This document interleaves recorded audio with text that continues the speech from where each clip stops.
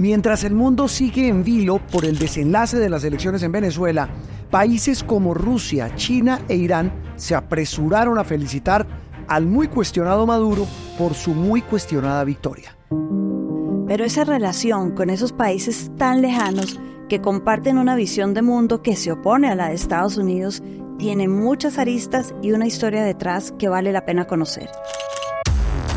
Desde la coyuntura de las noticias nos devolvemos en el tiempo. Esto es Memorias del Mundo, un video podcast disponible en todas las plataformas de audio y en boombox.com. Teresita, esa pues no es nuevo, pero sí vale la pena entender por qué los primeros que salieron raudos y veloces a felicitar la muy cuestionada victoria de Maduro en las elecciones presidenciales fueron el presidente de Rusia, el líder chino y el presidente de Irán. ¿Por qué? Porque han tenido una relación desde hace décadas muy en la que comparten sistemas del mundo, comparten el petróleo. Rusia hoy en día produce petróleo y comparten una historia, sobre todo en los últimos años, en el siglo XXI, de antagonismo a Estados Unidos. ¿Uno podría decir que es una relación de interés por el petróleo que tiene Venezuela? Totalmente, es lo que está detrás de la relación. ¿Cómo desde es los esa inicios. relación? Empiezo por China. Tuvieron relaciones con China antes de la Segunda Guerra Mundial. Estamos hablando de los años 30. Ya había un consulado venezolano en Shanghái. ¿Sí? Y tenían toda clase de relaciones porque ya se sabía que en Venezuela había petróleo. Entonces, claro, los chinos que donde ponen el ojo ponen la billetera. Rapidísimo. Vale. Rapidísimo. Y mantuvieron esa oficina hasta el año 49. Ahí cambió el mundo. Entonces Chiang Kai-shek, Taipei, Taiwán, se fueron por Taiwán. Pero apenas pudieron en el año 74, cuando Kissinger dio más o menos el visto bueno, si nosotros podemos, el resto del mundo también, volvieron a China. Y en la época de Chávez, estos son más de 400 acuerdos de cooperación firmados. ¿Eso qué significa en lenguaje sencillo, acuerdos de cooperación? ¿Es que Rusia le da plata a Venezuela a cambio del petróleo? China y Rusia, los dos le dan plata por petróleo. Claro, pero China le dice, le doy plata, pero el petróleo que tiene ahí en su subsuelo. Claro, yo le construyo, por ejemplo, una minera grande. Sí. Y puede que le meta algo de responsabilidad social, pero no mucho. Eso queda en el papel escrito. Yo le construyo una minera, entreno a la gente todo, y ahí usted tiene coltán, usted tiene oro que me interesa. Esto, sin hablar todavía de lo que es el petróleo y lo que es el gas. Yo le ayudo a construir el puerto para sacar el gas, y el gas es mío. Claro, eso le iba a preguntar, Teresita, porque Venezuela, alguien me preguntaba, pero Venezuela sigue, uno no entiende la pobreza de Venezuela, si todavía tienen reservas para ser consideradas las segundas reservas de petróleo del mundo y de gas. Porque tienen muy mala infraestructura y en eso es que está invirtiendo China, quedándose con los recursos. Yo le invierto el puerto para que usted saque el gas licuado, pero el gas es mío. Yo invierto para que usted el día de mañana vuelva y construya la refinería, pero el petróleo, más de la mitad de lo que sale de ahí, las regalías son mías. Es decir, están empeñados. Están empeñados. Los venezolanos están empeñados con China y también con Rusia. ¿De dónde viene la relación con Rusia? Con Rusia también es una relación que nace desde la época de la Segunda Guerra Fría. Es más, la relación es tan interesante que en la época del dictador Pérez Jiménez, finales de los 40, principios de los 50, en el siglo XX, hubo en Venezuela un gran escándalo, porque se volvió Caracas, porque llegaba mucha gente extranjera. Llegó un momento donde Caracas tenía más extranjeros que venezolanos por el tema del petróleo, y eran extranjeros que no eran necesariamente de la región, árabes, rusos, chinos, iraníes. Había muchos rusos. Y en la época de Pérez Jiménez eran la base, la sede de todos los espías rusos en América Latina. ¿En Venezuela? En Venezuela. Bueno, pero no está muy lejano de ahora, porque en Noticias Caracol hemos publicado denuncias de que siguen los rusos metidos haciendo espionaje incluso a Colombia desde Caracas. Pero eso es otra historia. Teresita, esa relación con Rusia obviamente se consolida por el interés del petróleo también. También, y sobre todo cuando llega Chávez, nuevamente surge esa relación que nunca dejó de existir, pero estaba muy apagada. Vuelve y resurge porque tienen un interés común además del petróleo.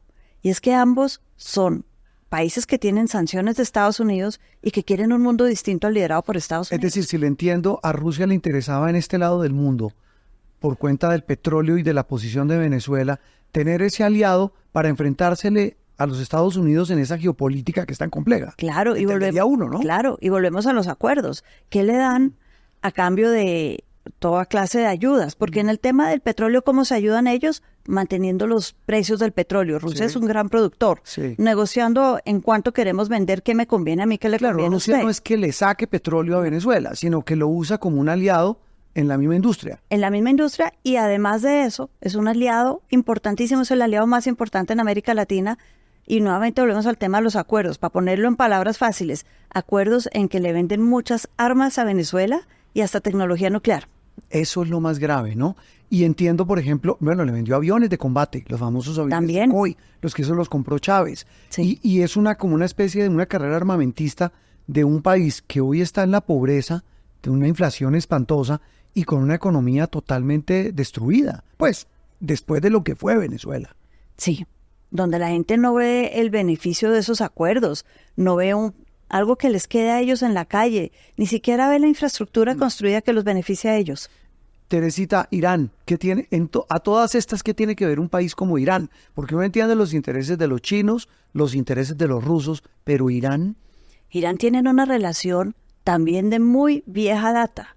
Es más, hay grandes familias venezolanas hoy en día emparentadas con iraníes, y es que vienen desde los años 50. ¿Por qué? El petróleo otra vez. Irán es un gran productor, Venezuela también, y en los años 50, 54 en Venezuela y más o menos al tiempo en Irán, nacionalizaron el petróleo en Teherán, en Irán, y en Caracas, en Venezuela, y decidieron juntarse para que ellos pudieran, como países emergentes, manejar la industria del petróleo en sus países y volverse ricos ellos. Y fueron los grandes gestores de la OPEP. En esas relaciones donde está de por medio la OPEP, está de por medio la industria petrolera, donde está de por medio todos los intereses de rusos, chinos e iraníes, ¿qué tanto contrapeso le hacen esos tres países y Venezuela a Estados Unidos en esa geopolítica? Son tres países que tienen, si yo hablo de Rusia y de China, armas nucleares. Irán está cerca, ven el mundo de una manera distinta y tienen una economía que a través, por ejemplo, de BRICS. Pensemos que Venezuela no, pero Irán, Rusia y China hoy en día son BRICS. Sí. Irán ya entró este año. Estas naciones que tienen esa particularidad. Sí. ¿Que me recuerda qué es BRICS? BRICS es un grupo que empezó siendo Brasil, Rusia, China, India y Sudáfrica. Sí. Un grupo donde la gente quería ir a invertir plata y donde Morgan Stanley y estos decían, inviertan, que son países emergentes interesantes. 20 años después, son un grupo en donde les gusta más bien hablar de política, decir, somos interesantes, pero por eso mismo somos importantes, no vemos el mundo como Estados Unidos, no creemos en las sanciones. Sanciones distintas. Entonces, por ejemplo, el tema de las sanciones. Rusia tiene sanciones, entonces China, Irán, todos le dicen, venga, yo le ayudo, venga, yo le compro petróleo. Venga, contrapeso a Estados Unidos. ¿Y le hace contrapeso, Teresita? Hoy en día sí están creciendo en población y en el PIB. No llegan al PIB que tiene Estados Unidos unido con la Unión Europea, pero están a 2 o 3 puntos, muy cerca. Me preocupa eso que dice, ¿Venezuela tiene armas nucleares? Tiene tecnología de acuerdo con los tratados que ha firmado con Rusia. Algo han hablado de tecnología nuclear, obviamente ellos dicen que es para energía eléctrica y otros temas. El presidente de Ucrania, es que mire este mundo cómo se conecta. El presidente de Ucrania dijo, comenzando esta semana, oiga, viendo las cosas horrorosas que están haciendo estos colectivos, estos paramilitares, estos civiles en las calles de Venezuela contra los manifestantes que están protestando por el tumbe, el fraude en las elecciones, dice, yo reconozco a varios y esos son de los famosos grupos Wagner, que también son paramilitares rusos que vienen a atacar a Ucrania. ¿Cómo terminan esos en Venezuela? ¿Por esa relación? Por esa relación, aquí 2 cosas. No solamente hay muchísimos rusos en Venezuela y seguramente hay paramilitares que están ayudando desde antes de las elecciones para todo lo que es la seguridad y para mantener el régimen. Pero también, ¿cómo se explica uno, Juan Roberto, vuelos de la aerolínea oficial iraní? 2 vuelos por semana durante los últimos... Teherán-Caracas durante los últimos 15 años. ¿No será el turismo? Pienso yo. Esa es una muy buena reflexión. Teresita, con ese apoyo, ¿qué tan respaldado se puede sentir Maduro para decir no acepto revisar las elecciones y yo gané? Tiene un respaldo fuerte de países que no reconocen las elecciones como pensamos nosotros en el resto del mundo. En elecciones significan que yo entrego el poder si pierdo. Sí. No, estamos hablando de países donde las elecciones son controladas por el gobierno, la oposición es controlada por el gobierno. China, Rusia, Irán. Han tenido elecciones en los últimos 2 años y en todos ha ganado el régimen porque no hay oposición. Él quiere ser igual y se siente que pertenece a este mundo. Maduro es un alumno aventajado de estos tiranos. Totalmente. Además se siente que pertenece a ese mundo y que no tiene por qué ser distinto. Pero ahí lo que queda en el tintero y en el aire, Teresita, es que esperanzas pocón de que este hombre entregue el poder, reconozca que hubo fraude, acepte una revisión de los resultados, acepte unas nuevas elecciones. Es decir, el hombre se quedó ahí y tiene 13 amigos grandulones que están detrás ayudándole.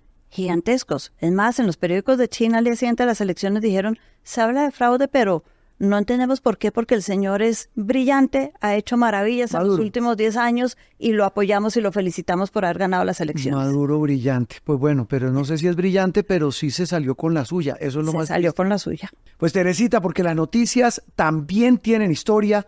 Esto es Memorias del Mundo, un video podcast disponible en todas las plataformas de audio y en boombox.com. Boombox.